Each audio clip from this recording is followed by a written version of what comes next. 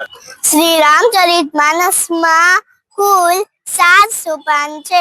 એ દરેક સોપાનમાં ભગવાનના અલગ અલગ રૂપમાં દર્શન થાય છે. પહેલો છે બાલકાંડ, જેમાં બાલરામના દર્શન થાય છે. બીજો છે અયોધ્યાકાંડ, જેમાં યુવાન રામના દર્શન થાય છે. ત્રીજો છે અરણ્યકાંડ, જેમાં તપસ્વી રામના દર્શન થાય છે. ચોથો છે કિષ્કિંધાકાંડ, જેમાં મિત્ર રામના દર્શન થાય છે.